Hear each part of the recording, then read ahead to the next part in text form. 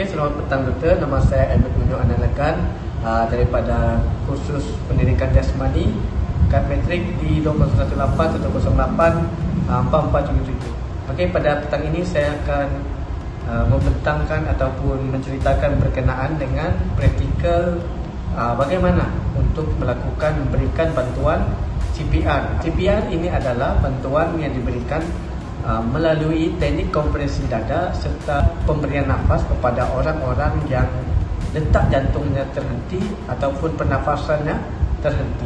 Maka CPR diberikan kepada bangsa yang mengalami situasi tersebut.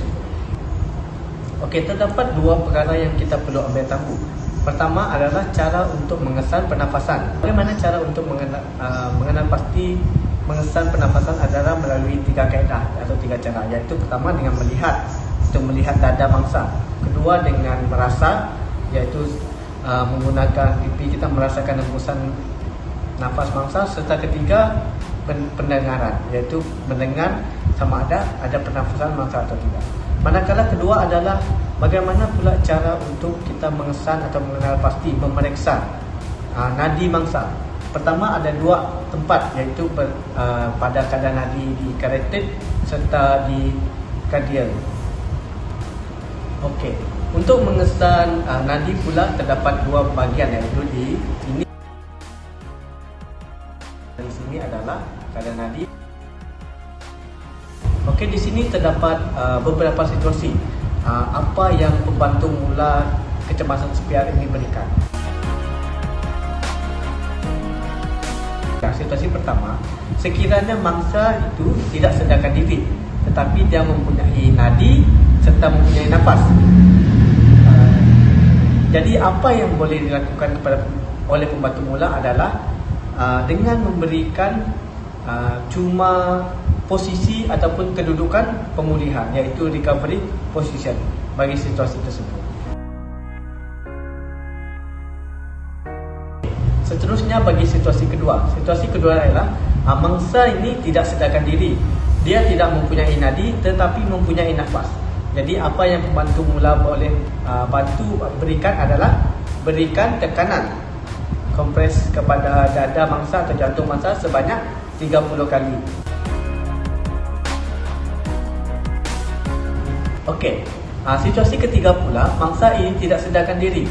Dia mempunyai nadi tetapi tidak mempunyai pernafasan. Jadi apa yang pembantu mula boleh lakukan, boleh berikan adalah memberikan pernafasan sebanyak 2 kali hembusan. Manakala yang seterusnya ini adalah mangsa tidak sadarkan diri. Dia tidak mempunyai nadi serta tidak mempunyai pernafasan. Maka apa yang perlu pembantu mula lakukan atau berikan adalah iaitu CPR yang seperti mana saya telah terangkan. Dan selepas ini saya akan memberikan atau menunjukkan praktikal bagi bagaimana melakukan step by step menggunakan kaedah Dr. ABC untuk kepada mangsa yang tidak sadarkan diri, tidak mempunyai nadi serta tidak mempunyai nafas. Okey, saya akan menunjukkan cara praktikal dalam melakukan atau melaksanakan bantu mula kecemasan, iaitu CPR. Pertama, pastikan keadaan mangsa, persekitaran mangsa dalam keadaan yang selamat. Tiada perkara-perkara yang boleh mengancam keselamatan mangsa. Kemudian kedua, tanya respon mangsa. Cek, bangun cek okey ke tak? Ya, cuba minta ataupun dapatkan respon mangsa. Sekiranya mangsa tetap tidak memberikan respon, maka langkah ketiga adalah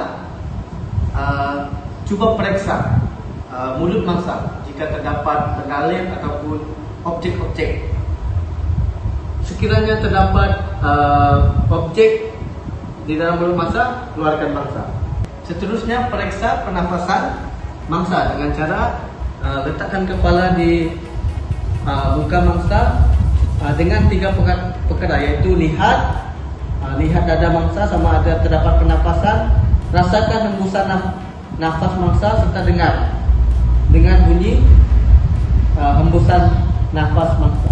Sekiranya tidak juga terdapat hembusan nafas daripada mangsa, maka kita boleh meneruskan dengan seterusnya, iaitu memberikan hembusan nafas sebanyak 2 kali kepada mangsa, iaitu dengan cara tutup kedua hidung mangsa dan dongakkan dagu mangsa atau kepala mangsa ke belakang dan berikan pernafasan kepada mangsa. Pastikan mulut kita berada, bibir kita berada di luar bibir mangsa supaya mengelakkan daripada lifting, dan berikan pernafasan sebanyak 2 kali.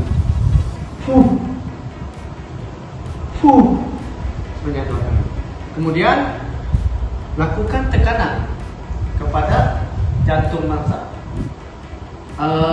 Posisi semasa memberikan tekanan kepada atau kompres kepada dada mangsa adalah dengan berdiri menggunakan lutut dengan keadaan yang stabil, serta luruskan tangan. Letakkan tangan di bahagian kiri dada ataupun jantung mangsa. Pastikan tangan lurus dan berikan berat badan untuk menampung tekanan kita, kompres kita, dan lakukan pengiraan sebanyak 30 kali, iaitu dengan pengiraan sebegini: 1 and 2 and 3 and 4 and 5 and 6 and 7 and 8 and 9 and 10, 1 and 2 and 3 and 4 and 5 and 6 and 7 and 8 and 9 and 10, 1 and 2 and 3 and 4 and 5 and 6 and 7 and 8 and 9 and 10. Tekanan ini boleh dilakukan tidak terlampau kuat, mungkin sedalam sekitar 2 inci. Seterusnya lakukan semula, iaitu berikan pernafasan sebanyak 2 kali hembusan, dan berikan tekanan semula sama seperti tadi sebanyak 30 tekanan. 1 and 2 and 3 and 4 and 5 and 6 and 7 and 8 and 9 and 10, 1 and 2 and 3 and 4 and 5 and 6 and 7 and 8 and 9 and 10, 1 and 2 and 3 and 4 and 5 and 6, 7 and 8 and 9 and 10. Kemudian lakukan perkara yang sama. Dongakkan kepala mangsa, tutup hidung mangsa, berikan pernafasan sebanyak 2 kali. Dan teruskan dengan tekanan kompres di bahagian dada mangsa sebanyak 30 kali. 1 and 2 and 3 and 4 and 5 and 6 and 7 and 8 and 9 and 10, and 1 and 2 and 3 and 4 and 5 and 6 and 7 and 8 and 9 and 1 and 2 and 3 and 4 and 5 and 6 and 7 and 8 and 9 and 10. Okey, seterusnya setelah melakukan satu putaran sebanyak 3 kali, periksa sekali lagi pernafasan mangsa, iaitu dengan kaedah yang sama: lihat, dengar serta rasa. Letakkan wajah kita di wajah mangsa, lihat jantung mangsa sekiranya terdapat pernafasan, kemudian rasa adakah pernafasan mangsa menggunakan pipi kita serta dengan pernafasan mangsa. Okey, dan putusannya mangsa terdapat nadi serta pernafasan. Setelah melakukan bantuan ataupun CPR ini, iaitu hembusan serta tekanan, berikan mangsa posisi pemulihan, dan saya akan tunjukkan posisi pemulihan selepas ini. Okey, setelah melakukan bantuan CPR kepada mangsa dan mangsa mempunyai nadi serta mempunyai pernafasan, lakukan atau berikan kedudukan pemulihan, recovery position kepada mangsa. Pertama, letakkan tangan sebelah kanan mangsa di sebelah kanan dan ambil tangan kiri mangsa, letakkan di sebelah pipi mangsa. Seterusnya, bengkokkan lutut mangsa ke sebelah kanan mangsa. Dan untuk proses penarikan, tarik dari bahagian punggung serta di belakang bahu mangsa dan tarik dengan keadaan yang perlahan. Okey, seterusnya dongakkan kepala mangsa ke atas supaya mangsa mendapatkan pengaliran udara yang baik. Dan luruskan kaki mangsa seperti posisi sebegini. Dan akhir sekali pastikan bahawa tangan mangsa tiada bertindih. Jadi ini adalah posisi pemulihan bagi mangsa yang telah mendapatkan rawatan CPR. Sekian, terima kasih.